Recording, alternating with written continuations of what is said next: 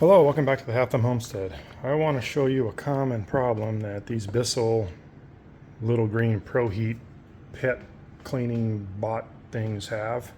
The carpet cleaning machine. And the common issue is the heater. This is the actual heater from inside that unit. I've already taken it apart. It has plastic fittings on it. See that sticking out right here, and it's actually broken. What happens is these break off right flush with the bottom here, and then they end up leaking. Then you'll put the spot bot or whatever it is, the green machine down, and you'll have a big old puddle underneath. It'll still put some water through the cleaning end, but not enough. So I'm going to show you how to fix that permanently the first time. Since Bissell does not sell the heaters anymore, they are now obsolete and they don't make them anymore. They have a new machine that costs around 150 bucks. You can fix this one for roughly $20.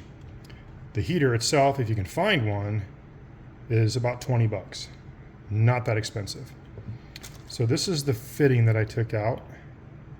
And then I had to pick out, inside here, I had to pick out all the plastic. So what I've purchased is a 1/8 inch barbed with an 1/8 inch threaded, pipe threaded end, and that's going to go inside here. But I have to tap this first. In order to tap this, I have to drill it out. Now the paperwork, or excuse me, the tap that comes with it, the tap comes and says you need a letter Q. A letter Q, from my research, is almost this one here, a 21/64. So we're going to drill this out to a 21/64, which if you look at that, it's just a little bit smaller. And then we'll tap this with this. And if it doesn't work, then we'll throw it in the trash and we'll go out and spend 150 bucks and buy a new one. We'll start by drilling out this one. You want to try and keep it on the side. You don't want to get all that material inside here, because once it goes through the heater, it'll get into your hose and clog your hose. So we want to make sure that it doesn't have any stuff in it. So this is pretty cheap metal.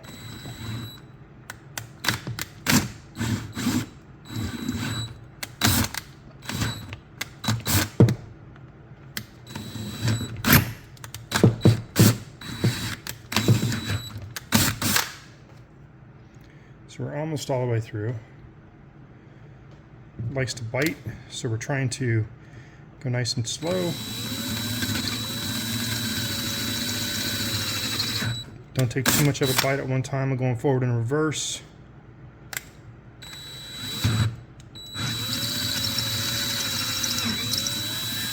Okay, we are all the way through.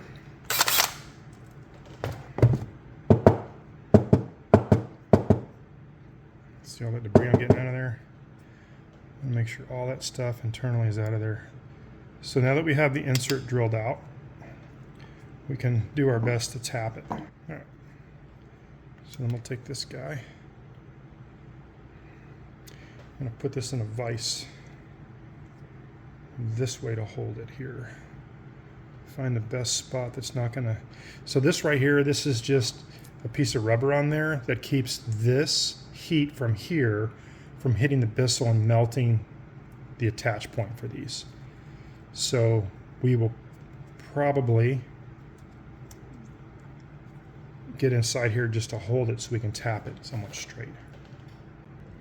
All right, so this is probably going to be a metric thing. Well, this is an 8-point socket that accepts squares. Now it is loose, but we're not putting a ton of pressure on this, and this is pretty soft metal. So we're just basically going to stick it on here, kind of make sure we're straight.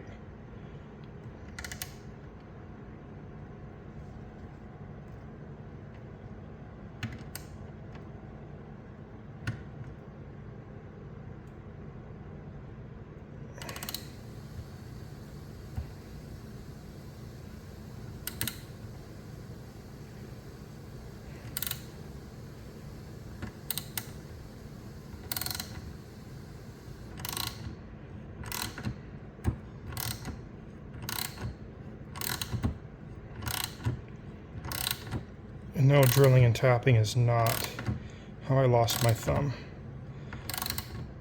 So we're going to go till it's pretty tight. It's getting pretty stiff, and we're going to back it off a little bit just to clean those threads up. We're not going to take it all the way out because we don't want to have to start over again. Now this is a starting tap, it is not a bottoming tap. So it does not care what's on the other side. Bottoming tap is flat, and it will stop when it hits the bottom of something.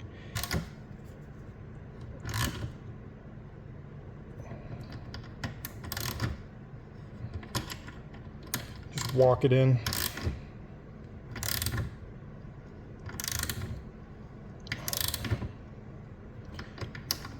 Now, if you're not familiar with pipe threads, they are tapered.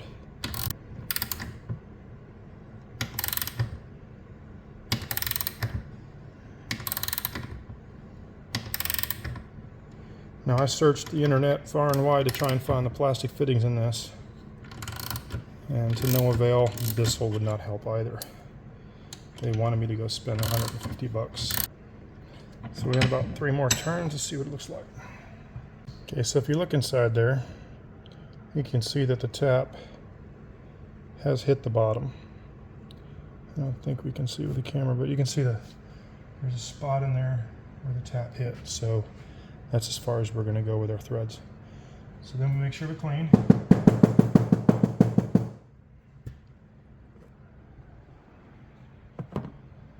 We're going to make sure before we put any goop on it. Now there's a couple things you can use. You can use Blue Monster, you can use silicone. I'm just going to use a little bit of thread tape because I don't have any Blue Monster, but I'll link it in the link below. The Blue Monster paste is awesome. So it should just thread right in. And it starts to thread in.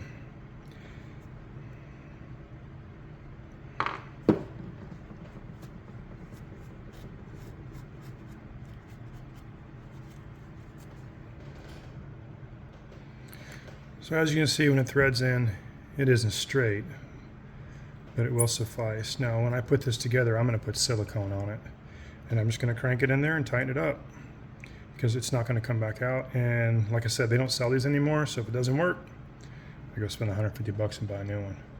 So now we're going to rinse and repeat on the other side. There it is, all drilled out. So now we're going to tap it. All right, so we got the other side tapped. Now we're just trying to get all the debris out of there.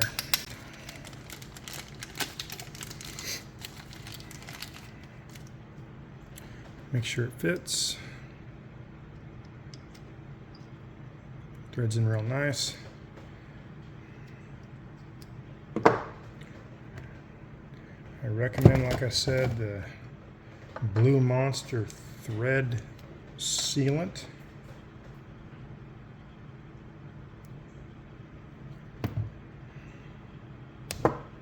I'm going looser and I'm putting just silicone on it.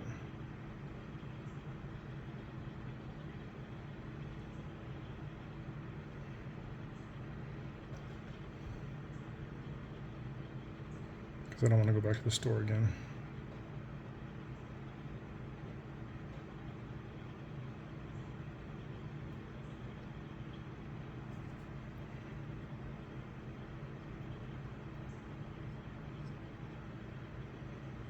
Take our 7/16, tighten up our fitting.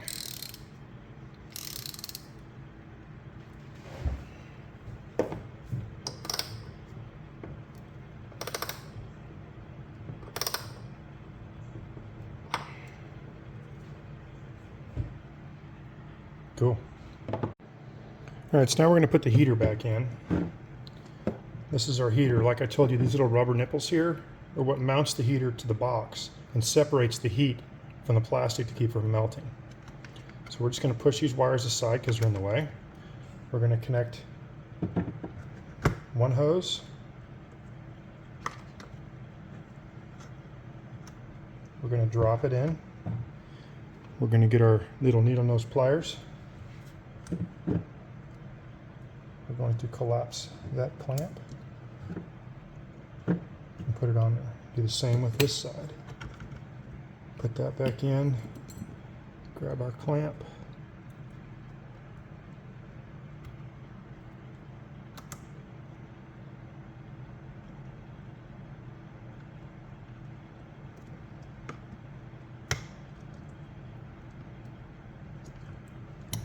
And that should be enough to keep it from leaking.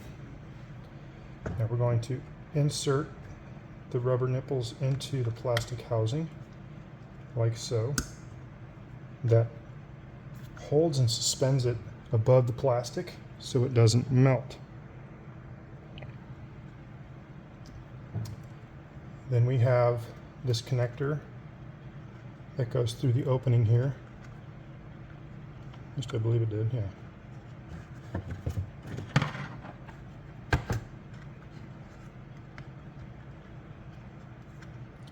Might have been easier to do this with it not installed that way, huh?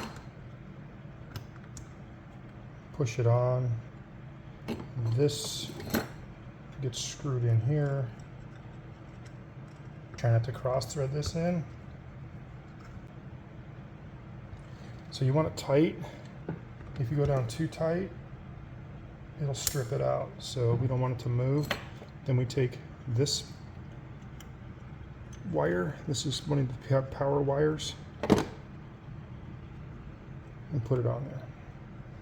Now these wires get clipped underneath here to hold it together, and that's just to keep it inside this box from wiggling all over. So we got the two power wires going here. We have this power wire, that power wire. All our wires are connected. Our clamps are on, our hoses don't spin. So now we want to plug it in and make sure it works.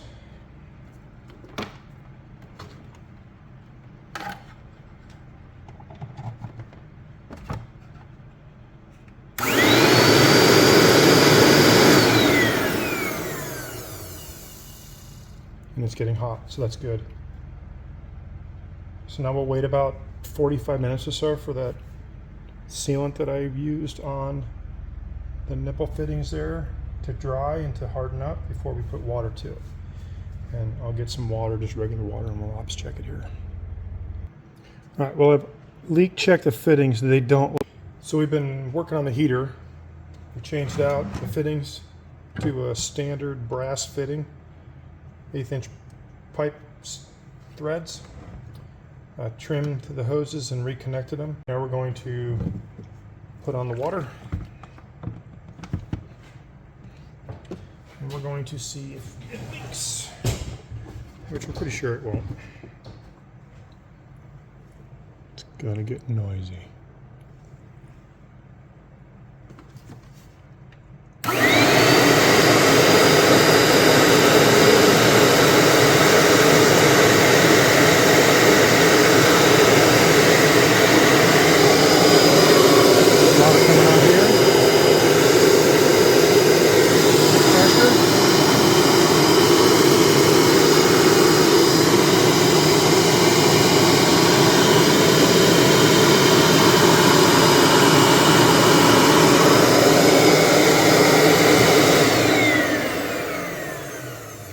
So there are no leaks.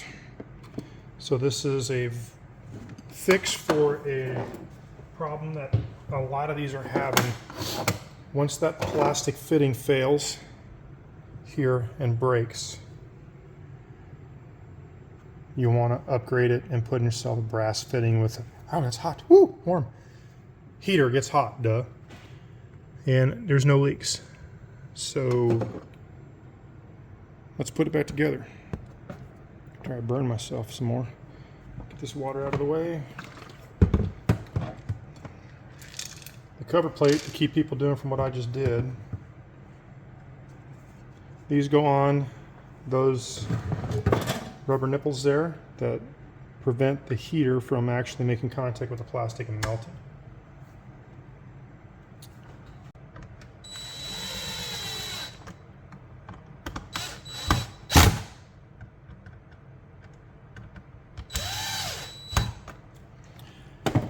Now, if you remember when we took it apart That piece sits in there. This one comes around. Remember, you have this little clip on the other side.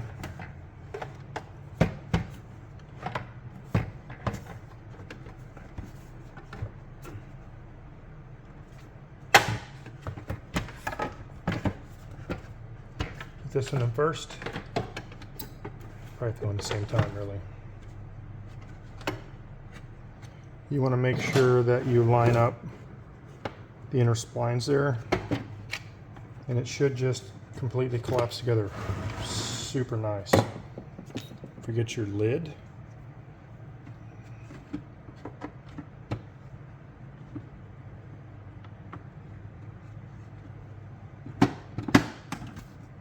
And that's the first screw we can put in, is up here.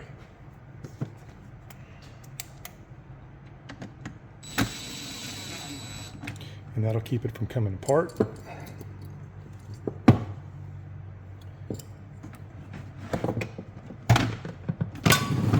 We got this piece right here. Remember, it goes around that section right there, slides down and squeezes everything together.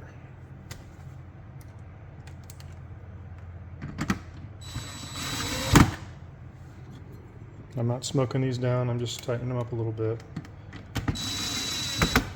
And then I'll use my screwdriver to finish.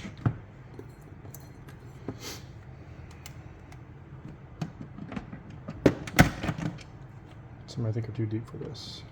Yeah, I'm gonna reach.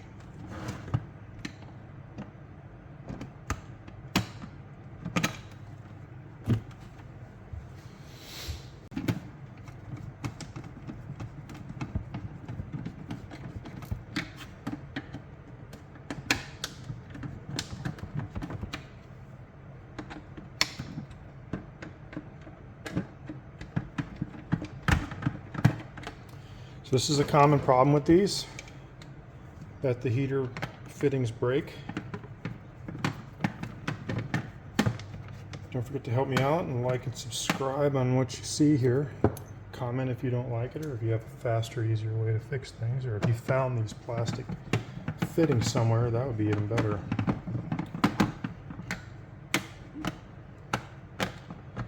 So by doing this and changing out those fittings, the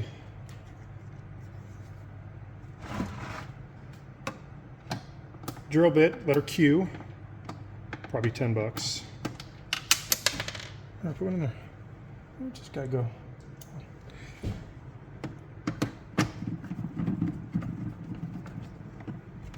There you have it.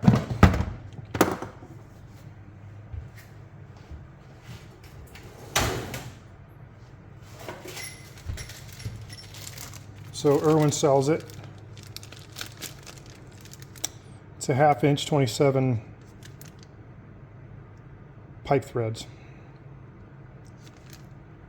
So the tap, I think it was 9 bucks. Drill bit, 10 bucks. Fittings, 2 bucks a piece. So we're looking at about $25 to repair this item that will now cost you to replace about 150 bucks. And there you have it.